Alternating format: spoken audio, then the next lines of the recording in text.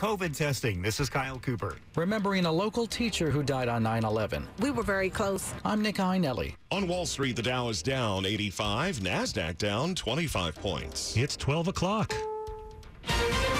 This is CBS News on the Hour, sponsored by Rocket Mortgage. I'm Deborah Rodriguez. President Biden continues this week's COVID vaccine crusade in an appearance before school kids. The safest thing you can do for your child 12 and over is get them vaccinated. That's the message from the president as part of his six-pronged vaccination plan. Speaking at Brooklyn Middle School in Washington, D.C., Mr. Biden rejected pushback he's been hearing from some vaccine-averse parents. Get your teenagers vaccinated.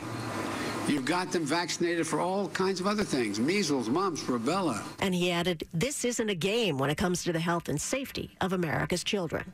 Linda Kenyon, CBS News, Washington. The makers of the Pfizer vaccine tell a German news site they'll apply for approval to use their shot in children 5 and older as early as mid-October. But the FDA cautions parents to have patience. The acting commissioner says the trial process and follow-up period will take at least about 2 months.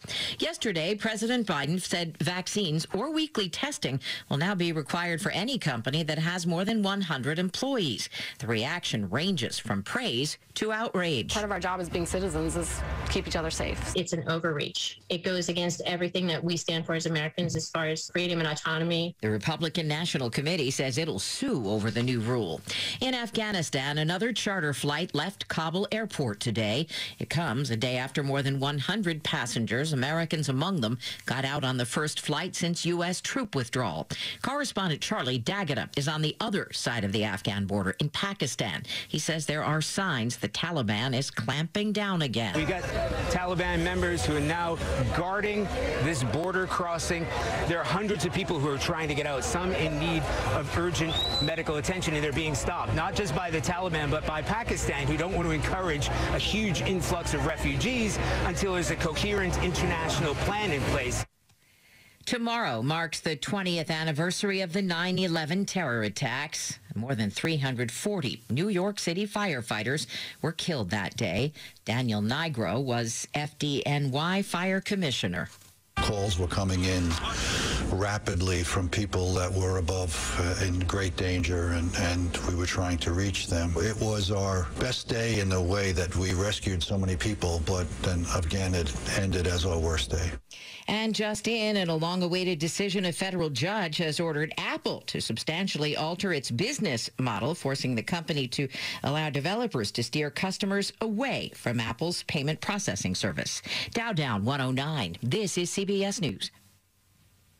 This hour's newscast is presented by Rocket Mortgage. Need to know what it takes for a home loan to fit your budget and your family? Rocket can. 12:03 on Friday, September 10th. 72 degrees, sunny and breezy today, going to the upper 70s.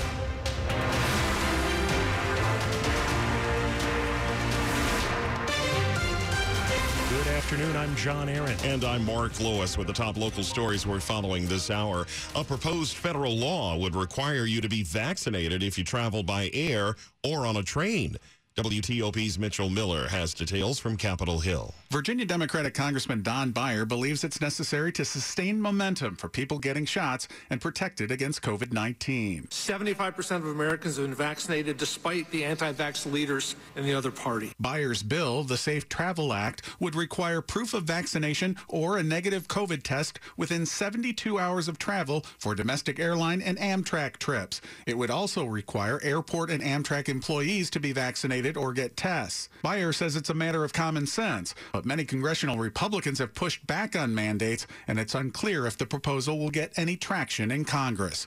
On Capitol Hill, Mitchell Miller, WTOP News. A big local school system is laying down the law to its employees, saying get a coronavirus vaccine or potentially lose your job. Employees in Montgomery County Public Schools have until September 30th to get a first dose and October 29th to be fully vaccinated before consequences start. If they fail to get their shots by the deadline, they could be disciplined, including being fired. Medical exemptions have to be supported by documentation. Students who want to play in winter and spring sports also have to be vaccinated. Last night, the school board unanimously approved the new policy, which removes the option for unvaccinated employees to get tested for COVID weekly. Christopher Cruz, WTOP News.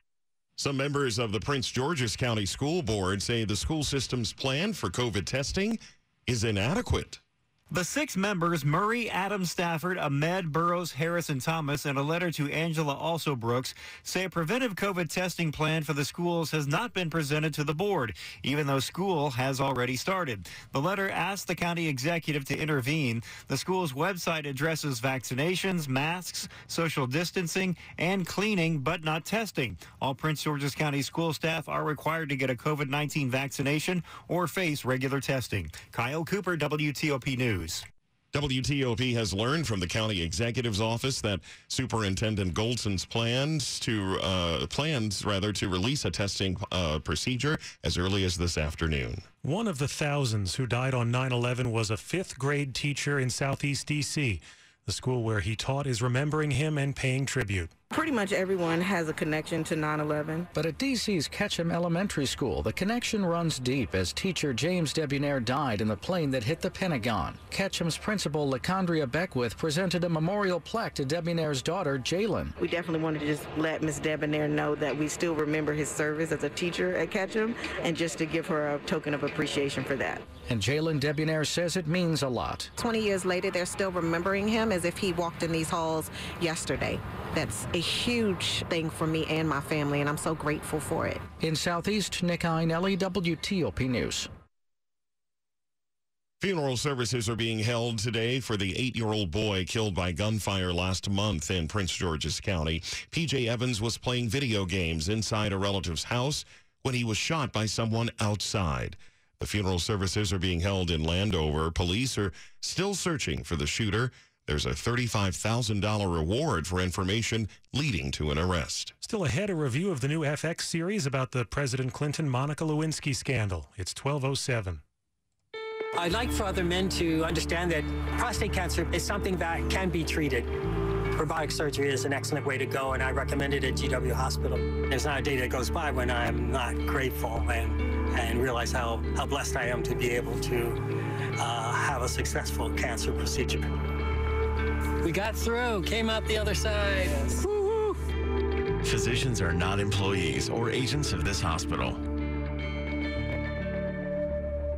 For those who work on the front lines, chaos can strike in an instant, and lives are at stake.